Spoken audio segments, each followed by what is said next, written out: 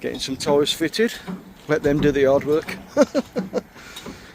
Yeah, so this is me next load. Well, I say next load, I've done one since the last one.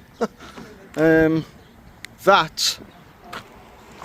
there, that big thing there is the gearbox or the transmission for one of those big dump trucks that are mine, and this is all like machinery parts for it. But that alone weighs £34,000. So, and I got to sort my wiper out, totally dismantled and held together with a cable tie. So we get that fixed as well. Right, well, I fixed it, brand new wiper blade, and I've had to put a new thread in from the inside out. So yeah, that's all right now. The only problem now is the actual, like the air motor inside. It's bringing it down like that. I don't know why. It needs adjusting. Whatever.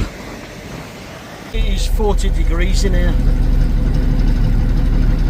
Almost 40 degrees. My new fan is doing a really good job of blowing hot air at me. I've got my old school air conditioner on full tilt. And one good thing, there's a strong wind blowing and it's blowing east. There's a strong wind blowing, it's blowing east, and we're heading east. So we're going to have the wind blowing us along, which is always a help. So yeah, we better get cracking.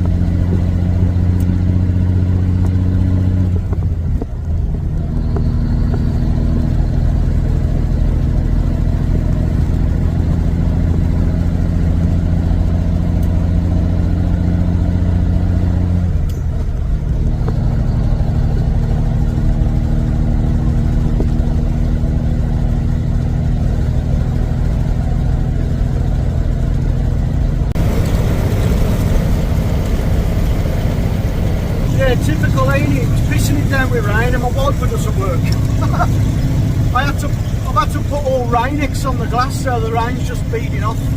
But we're going to park at North Bay. We're only like about 200 miles away from there. I'm going to park there for the weekend. So I'm going to park for the weekend and then I'll put that new motor in.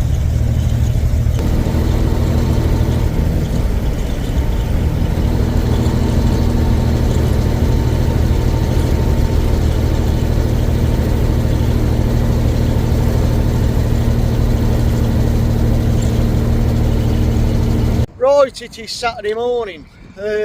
In the last clip, which was yesterday, I said I was going to get to North Bay and park up there. Well, then I realised after it's Canada Day on Monday, so it's actually Canada Day is Tuesday, but most places are taking the Monday off, so I can't get unloaded until Tuesday anyway. So, and then I was still going to drive to North Bay, but then I rolled through this small town, which I recognised from. Well, I haven't run this route since 2011, and I'm rolling along and I pass a truck stop and I instantly recognised it because I've got an old tractor unit sitting about 15 feet up in the air, and the truck stop's called Gillies Truck Stop. It's in a town called I think you pronounce it Temiskaming Shores, so I'll just pan the camera around so you can see. And that's it there. I'm rolling down the road, like coming from up there, and I saw that and I thought, oh, I recognise this place. I used to stop here years ago. And I pulled in and the whole truck park was, excuse me, the whole truck park was empty. And I thought, you know what, I might as well just park here. It's a bit windy, but it's not cold. But look at that, what a view. What an absolute gorgeous view. And so I spent last night here, and finally, it's about 1:30 in the afternoon, I finally motivated myself to crack the toolbox open. And so far I've got the wiper off. Right, I think I've got it stable. I am going to put some lubricant on these. Oh dear, look at that, straight down the front of the truck. Oh God. Right.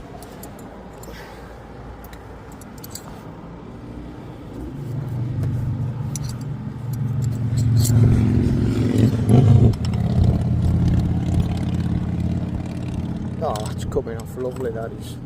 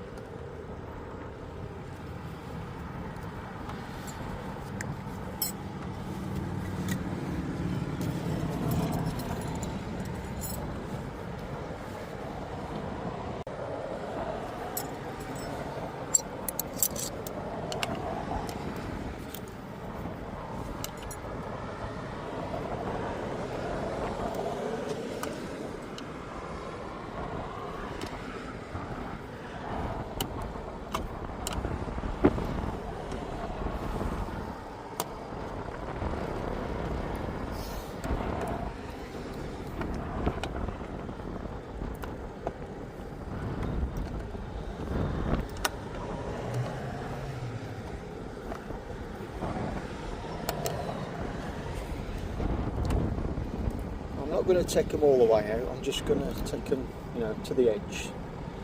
And now we'll go inside the cab and we'll see what's going on behind the actual clocks.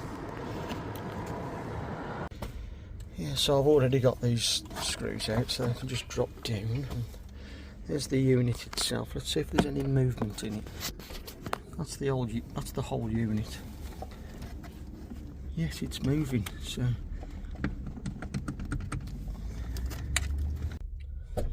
Right, we've got them screws out, so the moment of truth. This whole thing's been in here 47 years, it's about to see the light of day. It's coming. Oh, no it's not. Yes it is. No it's not. It's trapped behind wires. There she is, peeps. There she is. Driver's side air motor thingy bob. Right, here's the new part. Ta-da! Look at that. Cheers, Dirks, my old mate. Right, I've cleaned them threads up with a wire brush, and I think I've figured it all out. We've just basically got to reassemble it, and that rubber thing definitely goes on the outside, so I've just checked the passenger side one. So might as well just put the new screws in and reassemble it, and you know, hopefully it all works right.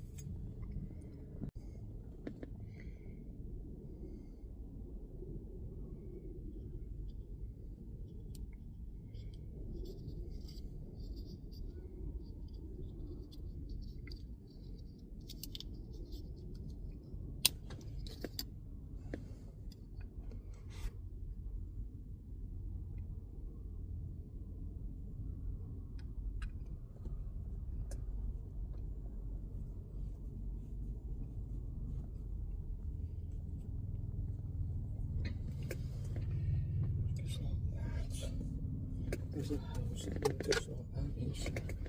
Okay, so we've got it.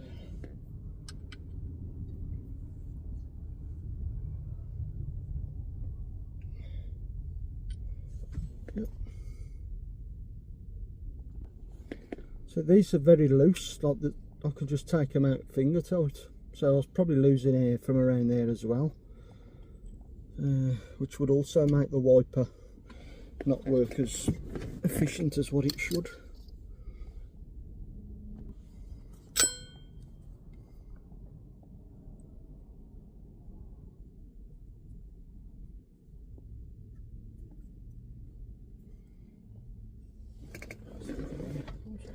The other air hose for this side is coming up from the bottom of the dashboard, so I'm going to angle that one so it's pointing down, like so. And now the fun part, putting it back in. Hey! Right, so after some faffing about, I've got the washer jet line, washer jet pipe reconnected. Oh, that's my low air pressure bulb. Get that out of the way. I've got to be careful that I don't knock that coolant hose again, because that was really awkward putting that in.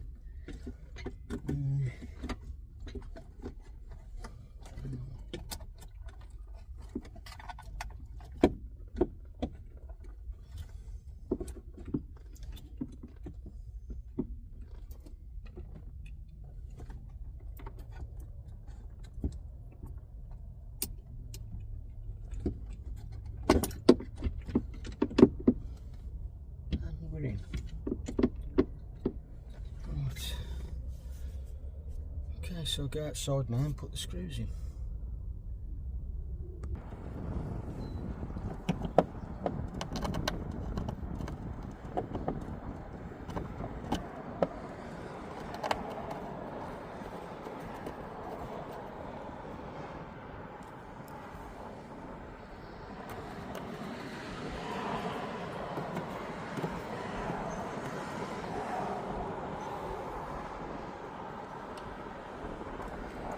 Washer.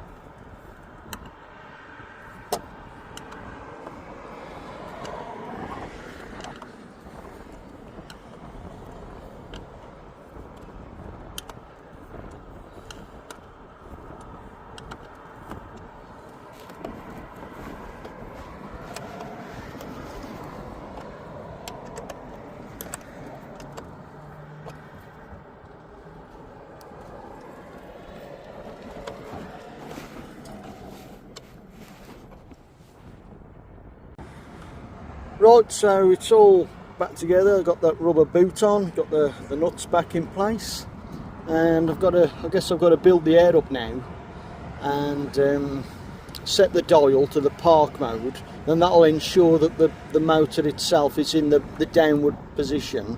Then I can slot the wiper on, and I can determine where the wiper is going to sit on the screen, and then I can finally tighten the end nut on.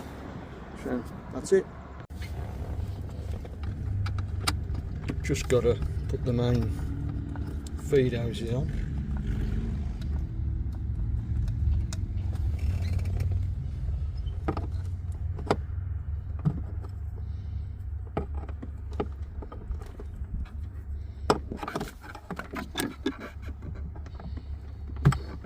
That one.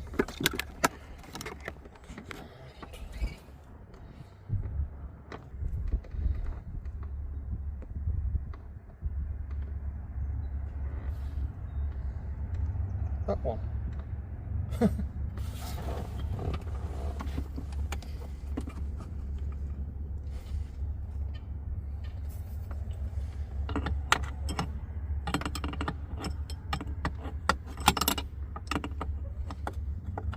Right, that is just off centre a little bit. Hang on.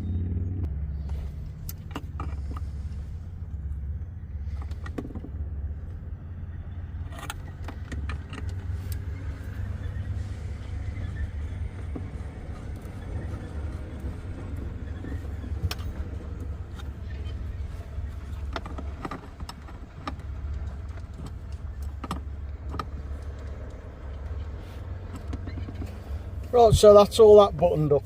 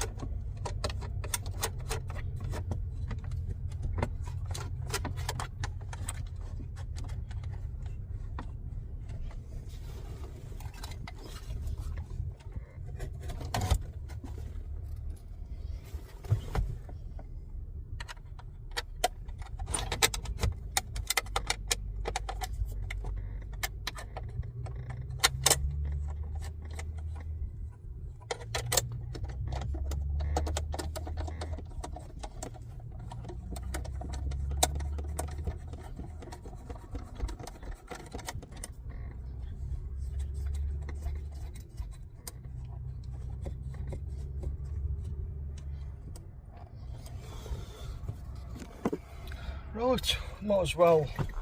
Well, I'm going to fix that other air leak first before I start the engine up. And not only that, but the engine's cold, and I don't like starting it from cold. So I'm gonna fire up my diesel coolant heater, which is just there. It's not actually a cold day, but I just really don't like starting the engine from cold. So hold the button in, and on it goes. Look, on. And what that's going to do now, I've got it's like a bunk heater, but it's so coolant flows through it, and that's going to heat and cycle coolant through, and it just runs coolant. It doesn't run it through the rad, just runs it through the engine block. It will cycle for about an hour, and it should fetch the temperature up to about 160, and it'll start, you know, dead easy.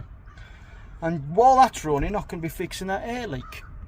I'll just show you that coolant heater. I don't think I've done a video on the coolant heater itself. I'll just show you where it is. Right, well, there's the exhaust for it there. And the actual, it sounds just like a night heater or a bunk heater. You can even see smoke coming out there now. It's just going into the firing stage, but it's mounted behind the frame just there. You see that one bolt there and one up there. There should be four, like 1, 2, 3, 4. But I didn't have any more time to drill the frame out, so I've just got two in here. It's smoking now. And these are hoses can't remember which is which. Oh yeah, that's the motor for it. It takes. I run the feed from up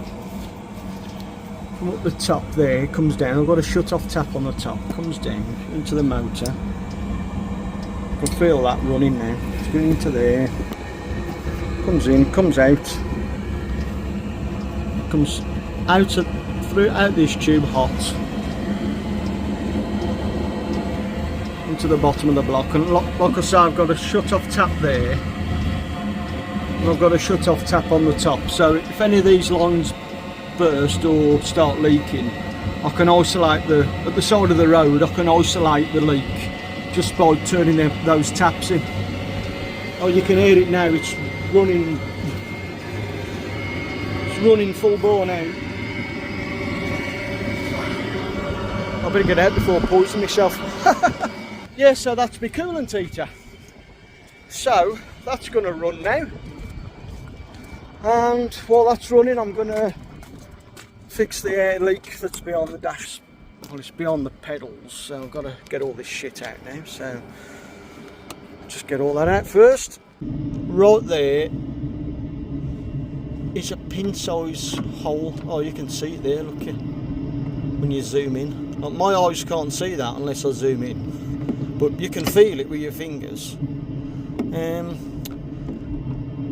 In the past, I had a similar issue with the hose actually beyond the dashboard up top, and what I did to get myself out of trouble, I cut the hose. I sort of cut the hose, you know, before the split, and then this metal part here, this silver metal part, I got a hacksaw and I just cut diagonally. It's only thin. I cut across diagonally, and then I was able to put a screwdriver in, twist it apart, and the whole lot come off, and underneath there is a big barb.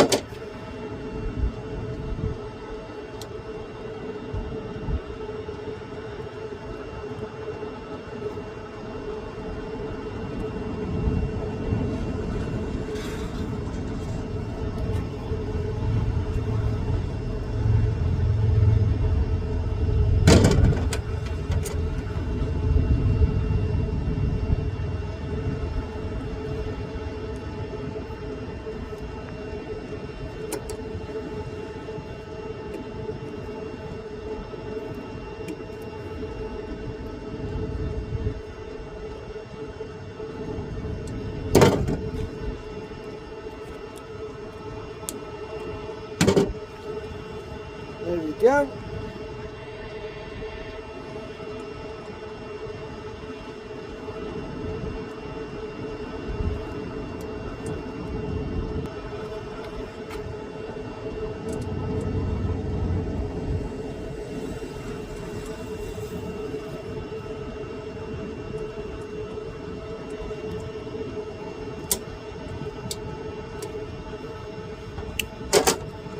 Job done.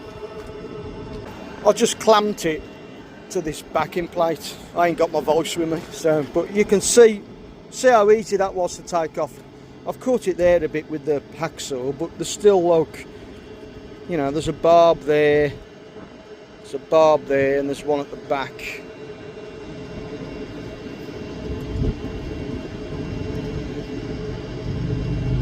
So the hose will still grip that. So somewhere else I've fixed or saved the day, utilised, repaired, subsidised, anything to keep the old girl going. This is what trucking's really all about, you know. This is real trucking. Fixing shit, delivering shit, fixing shit, eating shit, delivering shit, fixing shit, eating shit, whatever. Oh great, the phone's gone flat now. Fucking hell. Right, so the phone is 17% charged, so it's enough to persevere. Just gotta try and push that tube on. Oh, fucking ladders are coming up from under me now.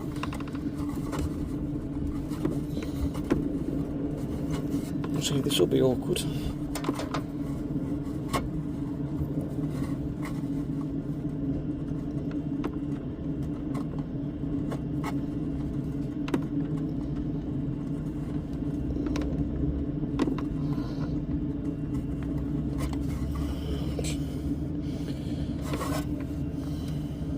This is the smallest Jubilee or hose clamp.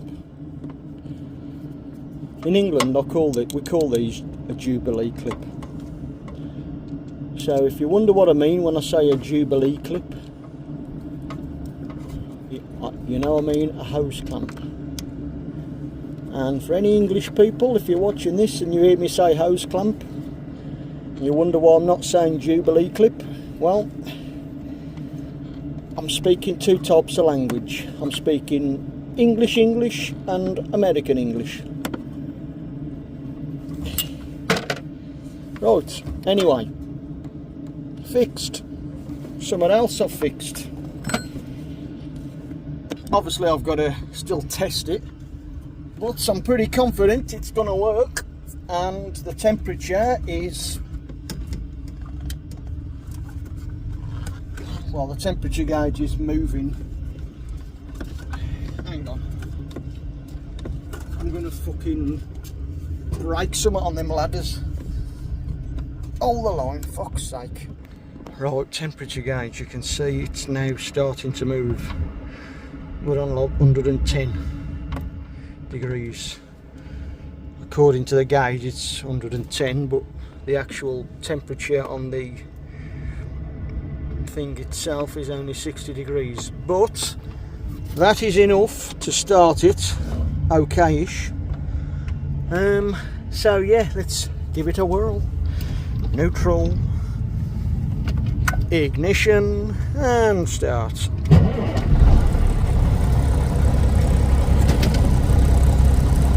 And the cardboard box just fucking fell off. Well, let's just watch the air. Watch the air pressure build up now. Oh. A snowman wants to sing me a song, and that's building up quite quick already.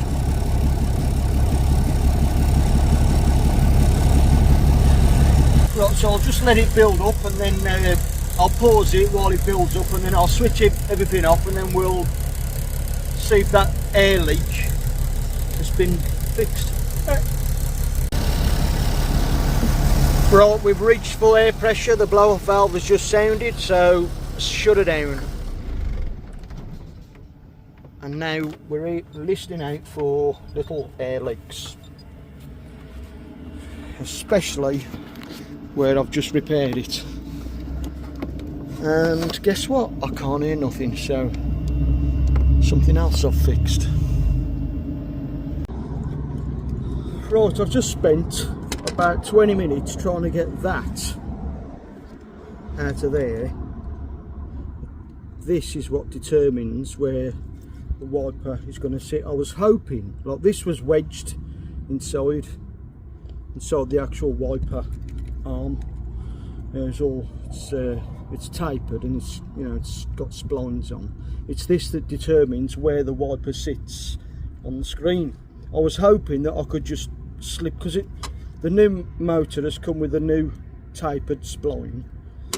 I was hoping I could just, you know, slip the wiper over, but no wonder the wiper wouldn't sit right. It was all in wrong. Obviously it was all in wrong, you know, to sort of align it with a worn old wiper motor.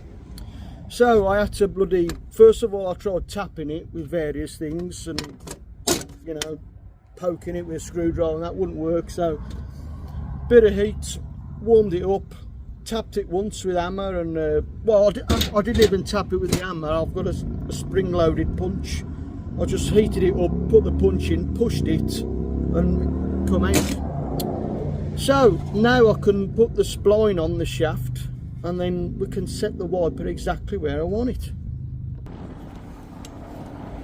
Right, so first we put the spline on.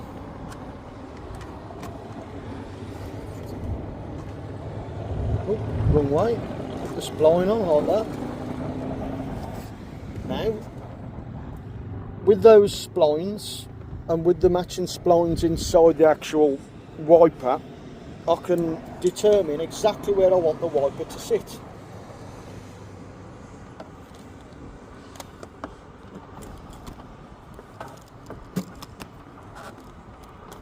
I don't want it up there. I can put it on too fucking far now. So that's the one. It's parked at the moment. When you turn it on, the full sweep is going to take it to there, which is it's taking it off the screen. So it's got to come down a bit. But now, because this spring, I can't bloody get the thing off. Hang on.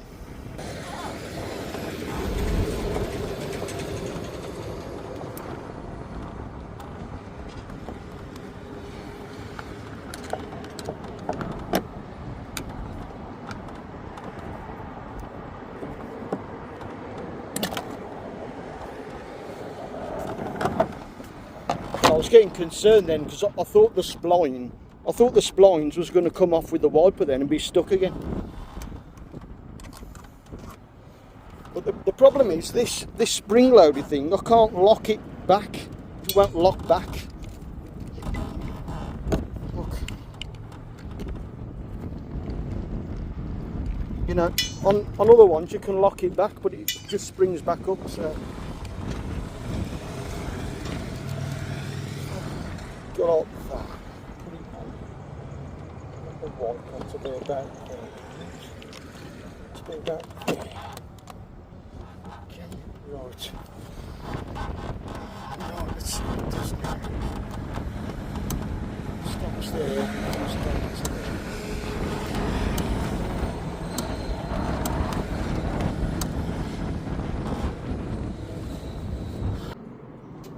The moment of truth.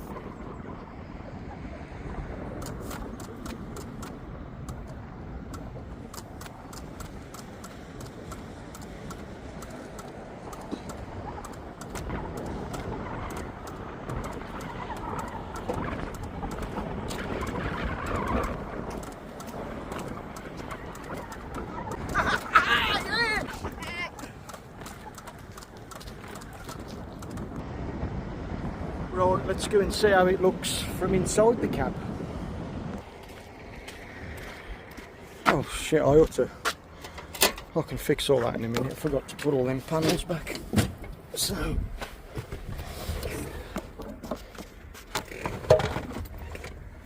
see now that wiper is sitting like half up the screen, and if I press the park, it won't come down. But it's flying along. I can regulate it with the knob. Give it some screen wash. And if I turn the air down, it will regulate it. So I don't need a new regulator valve.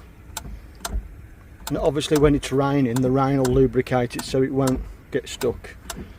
Look at my air valve, my air pressure. The wipers have done that. And then the passenger side one, get some more screen wash.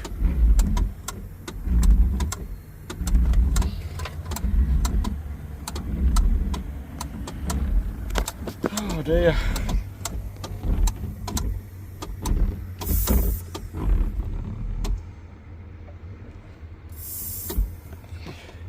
And I am one happy chappy now because my wipers are finally fixed.